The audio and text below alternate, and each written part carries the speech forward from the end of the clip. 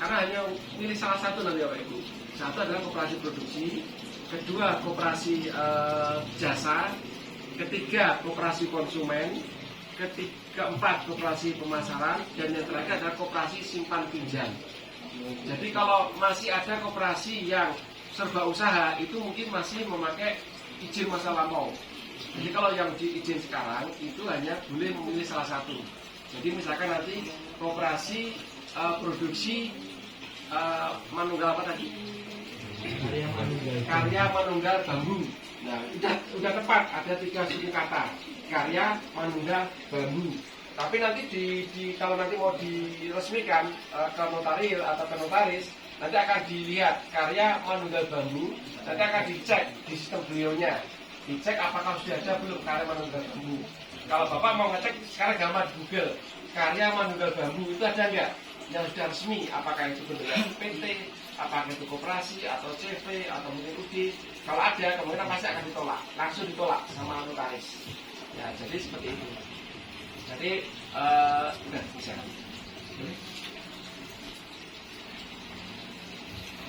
Nah, jadi satu tadi jumlahnya, yang kedua adalah hubungannya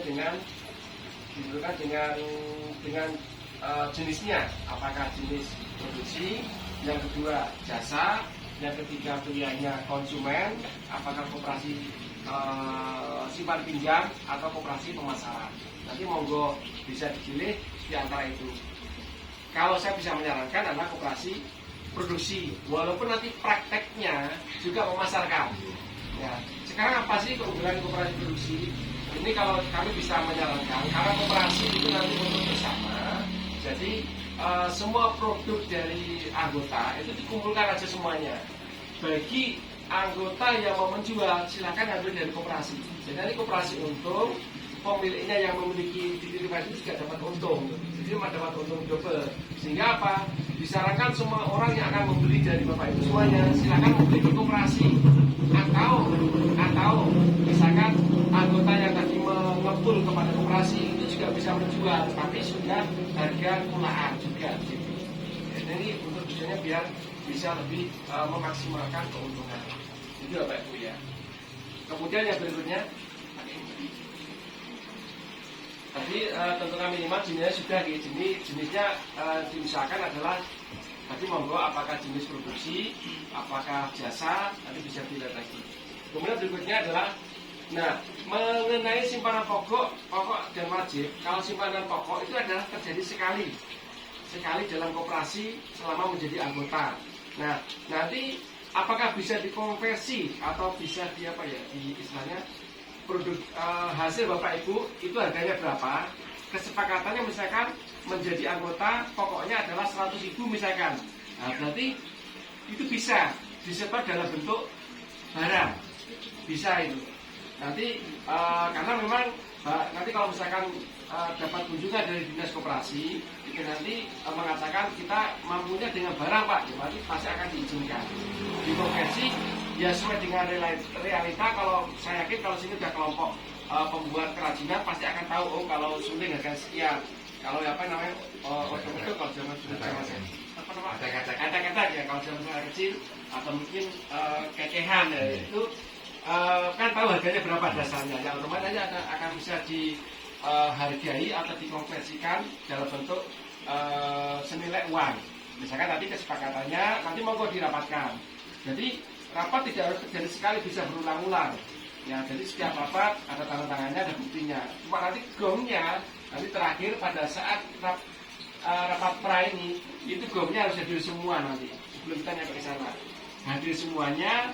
Kalau sekarang sudah enak sekali, ya enak sekali apa? Tidak harus dalam bentuk ketemuan langsung offline. Nah, sekarang kan sudah bisa dengan cara hybrid ya, atau bahasanya bisa nanti dua-duanya dipakai. Kalau misalkan anggota yang pada saat yang sebagai pendiri nggak bisa rawuh, disuruh Zoom. Nanti ada buktinya yang Zoom berapa orang, kemudian yang datang langsung berapa orang. Nanti digabungkan, ada buktinya semuanya, berikan buktinya kepada pihak dinas koperasi nanti apa akan memberikan rekomendasi itulah nanti akan dipakai ke notaris. Jadi sebenarnya bukan sulit, dari tak lakukan satu dulu.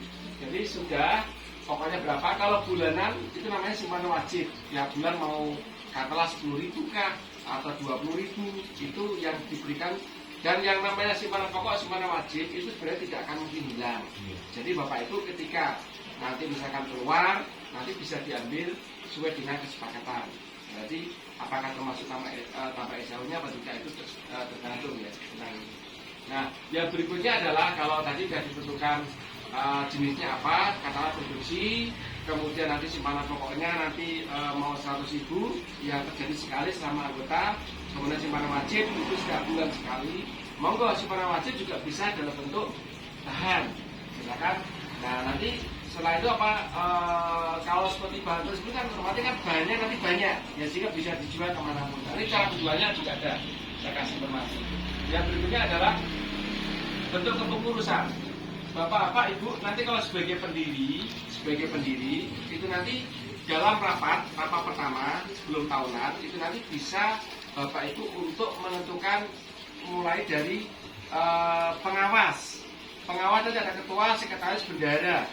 Pengawas itu ya cuma bisa ngantor seminggu sekali boleh. Oh iya jelas pengawas dan cuma mengawasi aja, tidak bisa mengeluarkan karyawan. Nanti itu pertama jadi pengawas.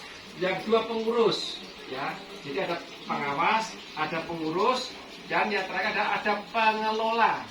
Nah, pengawas sama pengurus itu tidak dapat gaji secara aturan, tidak boleh meminta gaji. Tapi kalau transport boleh.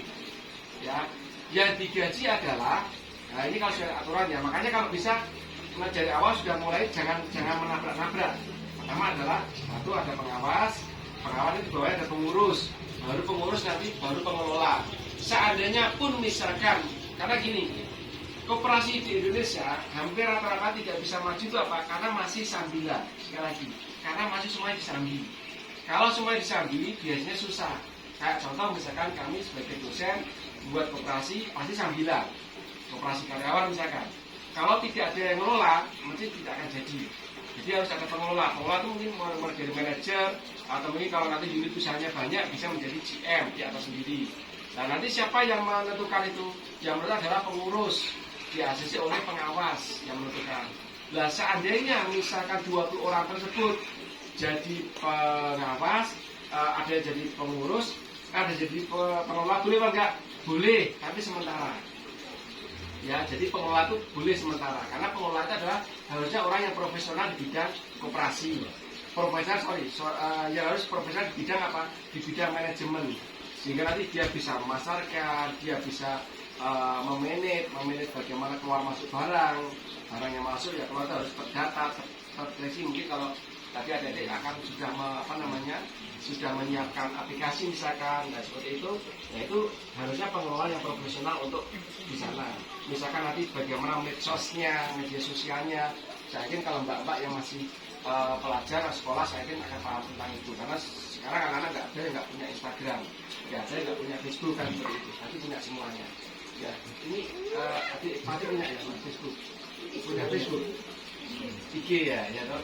Instagram pasti punya. Nah ini silakan untuk bisa diajak anak-anak nanti. Jadi putra putri bapak itu nanti bisa dilibatkan sebagai apa? Sebagai pengelola. Bapak khusus hanya sebagai pengawas, sebagai pengurus itu bisa. Jadi pengawas, pengurus, ketua, sekretaris, bendahara. Pengurus juga sama, ketua, sekretaris, bendahara. Nanti kalau pengelola, monggo mulai dari manajer atau leader atau tapi yang jelas yang namanya pengawas itu yang namanya pengelola itu adalah mendapatkan. Jadi 3 unsur dari pengurus ini ada 3 ya, 1 pengawas, kedua pengurus, ketiga adalah pengelola. Itu nih. Kemudian nama tadi sudah ya, namanya ada Manunggal karya Manunggal Bambu itu monggo karya Manunggal Bambu. Memang harus ada 3 unsur kata. Kalau sekarang tidak boleh bahasa Inggris, semuanya harus bahasa Indonesia. Karya Manunggal Bambu sudah bahasa Indonesia sudah tepat. Tapi biasanya nanti kalau mau dimekaniskan pasti akan dicek sudah ada belum nama itu. Paling gampang mungkin sekarang coba cek karya Manunggal Bambu itu sudah ada nggak? Kalau sudah ada berarti nggak bisa. Ganti lagi karya Manunggal mungkin ya jelas ada bambunya ya monggo silakan. Nah kalau bapak tadi sudah ditentukan anggota dan tetap pendirinya, kemudian sudah tahu simpanan pokok wajibnya, kemudian namanya udah oke, baru nanti Bapak Ibu mengundang dinas koperasi. Ini langkah gitu. Jadi Bapak kalau mau ujuk-ujuk datang ke notaris, pasti juga akan ditolak karena butuh rekomendasi. Sekarang kenapa sih dinas koperasi harus perlu tahu? Karena nanti kalau jenengan sudah sepengetahuan dinas koperasi, sudah ada notaris, saya yakin mulai dari 0 sampai betul-betul jadi, Anda akan terus digeret, didorong, ya. Itu kalau mau, kalau nggak mau, tendang dibubarkan, seperti itu. Itu tugasnya dinas. Jadi kemarin di DIY itu yang didorong mau itu sampai satu koperasi mendapatkan bantuan baru sampai 100 juta per koperasi. Itu kalau mau didorong, ya.